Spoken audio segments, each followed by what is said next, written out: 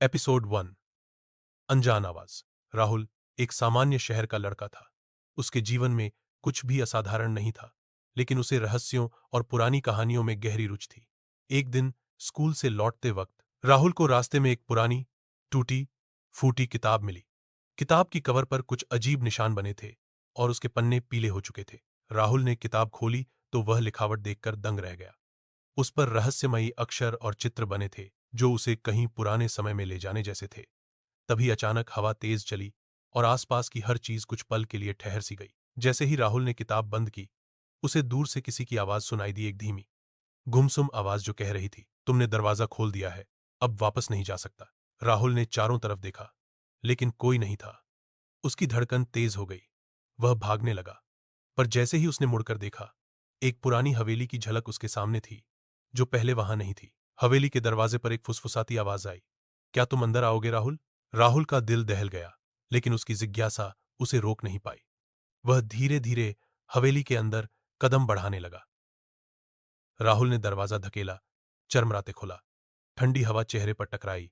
हवेली में अंधेरा था, लेकिन दीवारों पर लगे पुराने लैंप खुद ब खुद जल उठे, जैसे किसी ने उसका इंतजार कर रखा हो। अंदर घुसते ही राहुल को लगा कि किसी ने उसका नाम लिया, बहुत धीमे, जैसे कोई दीवारों के पीछे से फुसफुसा रहा हो।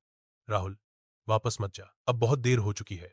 हॉल में एक पुरानी घड़ी टिकी थी, जो रुकी हुई थी। समय 12,006 एम, लेकिन राहुल की घड़ी में था 4,012 पीएम। उसे समझ नहीं आया कि ये सब क्या हो रहा है। वो आगे बढ़ा तो दीवार पर एक पेंटिंग दिखी, एक छोटे लड़के की, जो हूबहू राहुल जैसा दिखता था।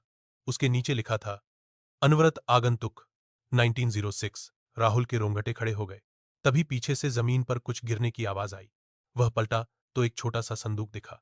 उसने धीरे धीरे उसे खोला। संदूक के अंदर एक चमड़े की डायरी थी, जिस पर लिखा था, अगर ये पढ़ रहे हो तो मैं जानता हूं कि तुम भी फंस चुके हो। तभी दीवारों पर मौजूद चित्र हिलने लगे और हवेली का दरवाजा अपने आप बंद हो गया। राहुल अब बाहर नहीं निकल सकता था।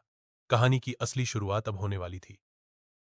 हवेली की दीवारें सांस लेती हुई लग रहीं। राहुल के हाथ में वो चमड़े की डायरी थी, जो उसकी किस्मत खोलने वाली थी। उसने पहला पन्ना खोला। 21 अगस्त 1906, मेरा नाम अर्जुन है।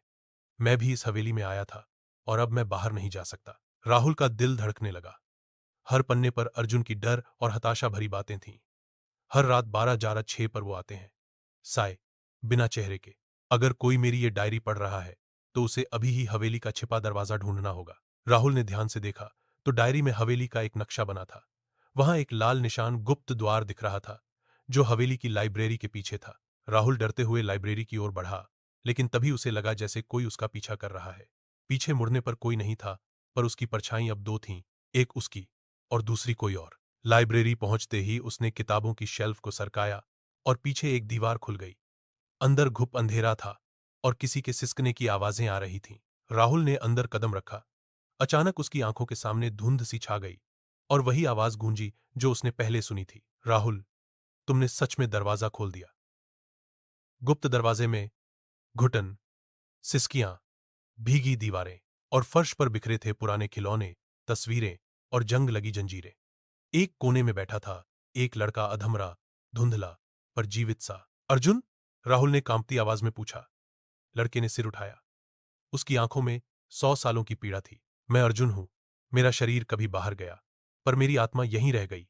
हवेली ने मुझे निगल लिया। राहुल स्तब्ध रह गया। क्यों? क्योंकि मैंने सच्चाई खोजने की कोशिश की। हवेली एक जिंदा श्राप है। जो इसे समझने की कोशिश करता है, वो यहीं कैद हो जाता है। तभी हवेली की दीवारें थरथराने लगीं। एक डरावनी छाया प्रकट हुई, बिना चेहरा, बिना शरीर, सिर्फ एक घना अंधकार। वो आ रहा है, शाप का रक्षक। अगर उसने तुम्हें देख लिया, तुम भी यहीं अटक जाओगे। अर्जुन चिल्लाया। राहुल ने तेजी से डायरी निकाली।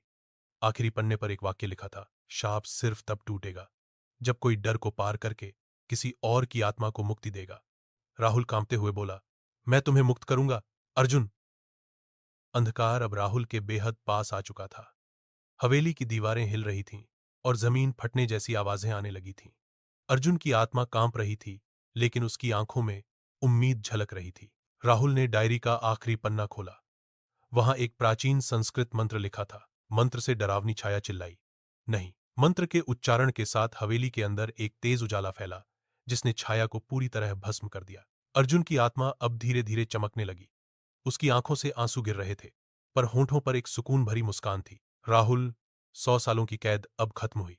धन्यवाद। धीरे धीरे अर्जुन की आत्मा प्रकाश में विलीन हो गई। हवेली की दीवारें स्थिर हो गईं, घड़ी फिर से चलने लगी और दरवाजा खुद ब खुद खुल गया। राहुल बाहर आया। आसमान साफ था, हवाएं शांत थीं। उसने डायरी बंद की और पीछे मुड़कर देखा। हवेली अब एक खंडहर बन चुकी थी, जैसे उसकी रहस्यमयी शक्ति हमेशा के लिए खत्म हो चुकी हो। राहुल मुस्कराया। कभी कभी सबसे बड़ा साहस किसी और को आजाद करने में होता है।